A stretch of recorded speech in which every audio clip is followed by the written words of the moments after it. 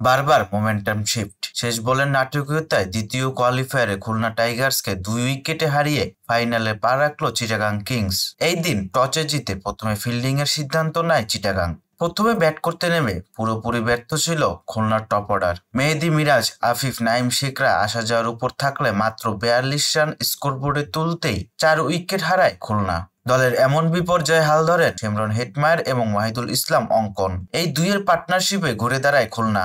অঙ্কন 41 রানে ফিরলেও ঝড় তুলতে থাকেন হেটমায়ার, তুলে নেন 50। 33 বলে 63 রান করে বিনুরা ফার্নান্ডোর বলে ক্যাচ তুলে দিয়ে প্যাভিলিয়নের পথ ধরেন হেটমায়ার। এরপর জেসন হোল্ডারের 5 বলে 12 রানের ক্যামিওতে 163 রানের পুঁজি পায় খুলনা। 164 রানের লক্ষ্য তাড়া করতে নেমে শুরুতেই পারভেজ ইমন এবং গ্রাহাম ক্লার্কের উইকেট হারায় চিটাগাং।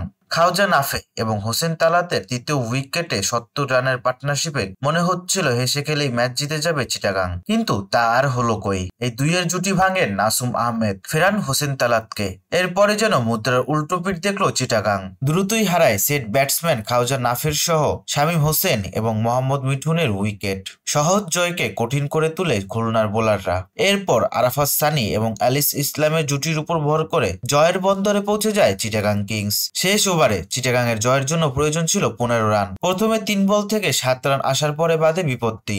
রান নিতে গিয়ে অ্যাঙ্কেলে আঘাত পেয়ে মাঠ ছাড়েন অ্যালিস ইসলাম। এরপর শরীফুল ইসলাম 2 বলে 4 রান করে আউট হলে শেষমেশ সমীকরণ দাঁড়ায় 1 বলে 4 রানের। শেষ বলে অ্যালিস ইসলাম কাভার ফিল্ডারের মাথার উপর দিয়ে বল বাউন্ডারিতে পাঠালে নির্ধারিত লক্ষ্যে পৌঁছে যায় চিটাগাং কিংস। ফাইনালে চিটাগাং কিংসের প্রতিপক্ষ ডিফেন্ডিং চ্যাম্পিয়ন ফরচুন বরিশাল। ম্যাচটি অনুষ্ঠিত হবে আগামী 7 তারিখ।